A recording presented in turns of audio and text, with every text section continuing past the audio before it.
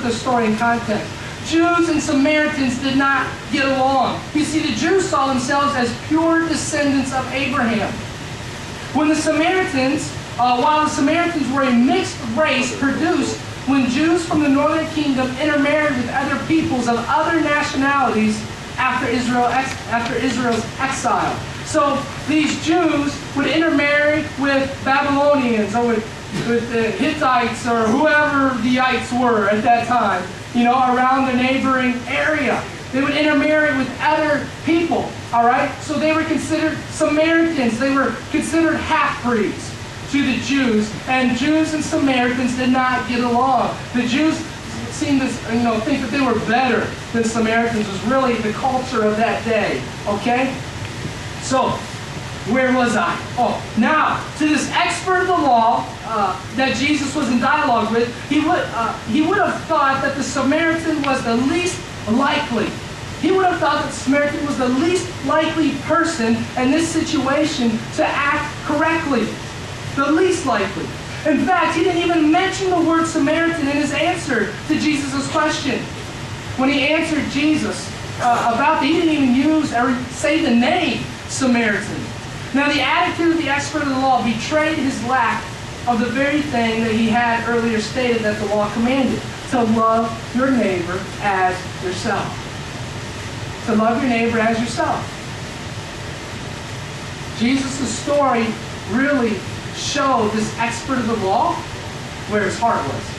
That's basically what was taking place. So the truth that Jesus is trying to get across to us in the story of the Good Samaritan is that a lack of love by an individual is often easy to justify. We do it all the time.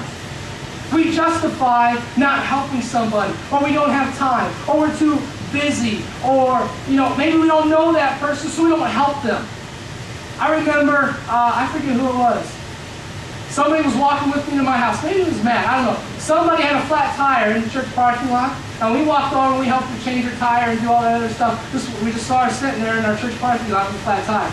She didn't go to our church, none of that. But that's what, we made ourselves available to be Christ to somebody, to help somebody.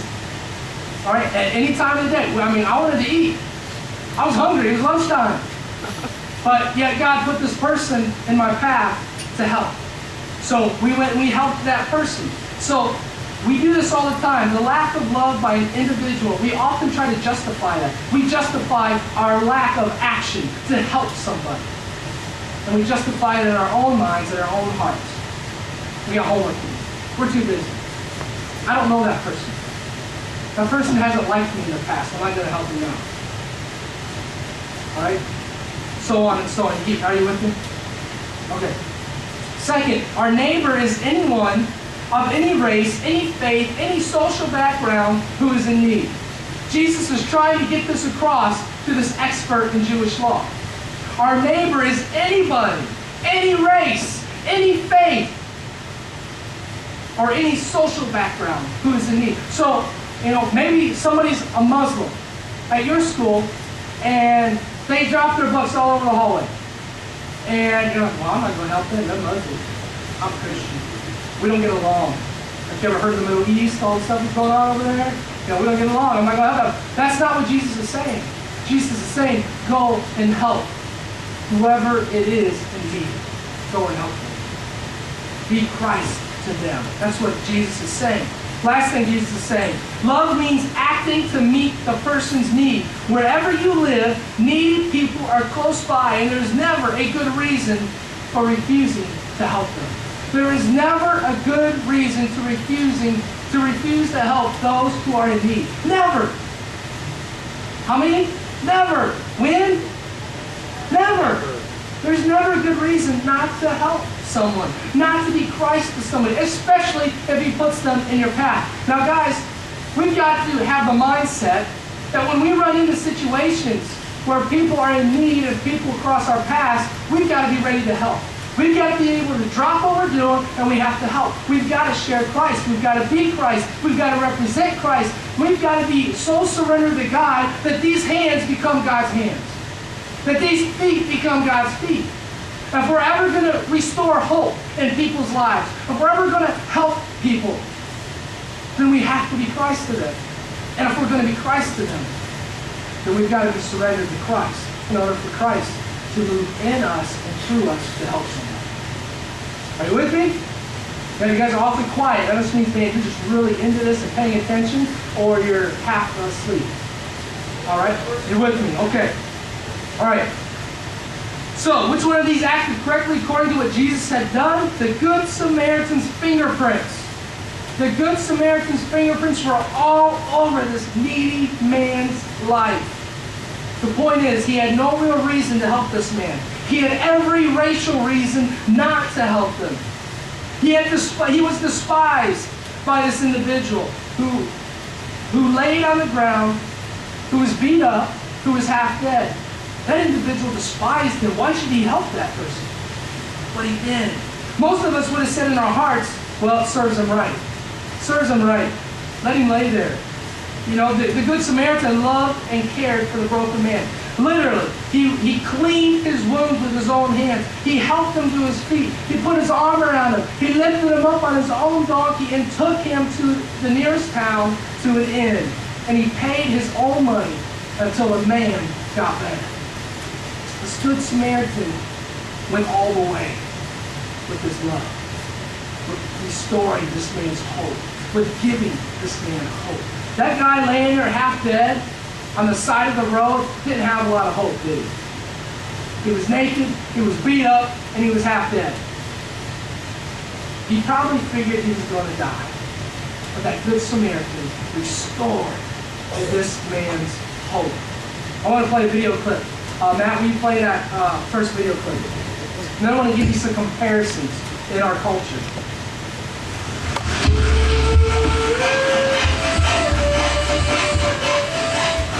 It says a lot that coffin making is a booming business in many countries in Africa.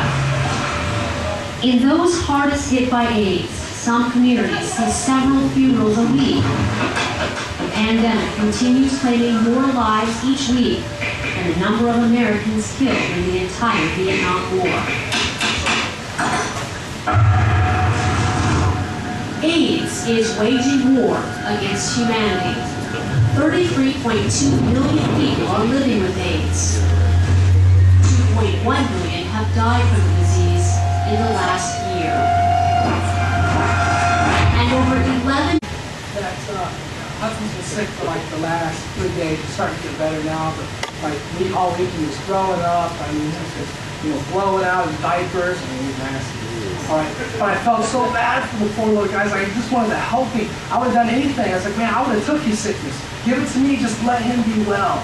Because I hated seeing him sick. It was just this week we're sitting on the sofa and Holly, said, John, can you imagine all the people in the world who don't have what we have, don't have access to the medical care. I mean, they can't just, when their little baby gets sick, they can't just take them to the doctor. They can't get antibiotics. They can't get medicine. I mean, the kid just lays there sick. And what if they're sick? What if they're sick and they're laying there and they've got young children and there's nothing that they can do to help their kids get better. There's nothing they can do to help themselves get better. Can you imagine living in a world where there's no health care? There's no doctors around, where you don't have clean water, where pretty much if you get sick or you contract some type of serious sickness, you're going to die. That's the way it is. Can you imagine that? Think about what we live, how blessed that we are. I want to give you some comparisons today before we run into the kind of the climax of our message tonight. American Eagle hoodie costs about $39.50 usually. American Eagle hoodie. For $35, and you can put that next slide in again. For $35, you can provide $490 worth of top quality clothes and shoes for children and families who are in need. Now, a lack of clothing exposes boys and girls to extreme weather, illnesses, and shame. And without sturdy shoes, their feet will be vulnerable to cuts and worms and parasites. And thanks to the generous donations of some of the world's leading clothing manufacturers, our gift is multiplied. And when we give $35, It really equals $490 worth of clothing that we can give to kids and families. Let's go to the next comparison. iPod Nano. How many of you got iPod Nanos? Or iPods, just say iPods. All right, tons of you have iPods. Or some type of MP3 player. All right, iPod Nano costs $149. Here's the next, another clothing deal. For a gift of $100, that gift is multiplied 14 times to provide $1,400 worth of top quality clothing and shoes for children and families in need in years. How many of you like $1,400 to go to the mall? Oh yeah. Oh yeah. How many of you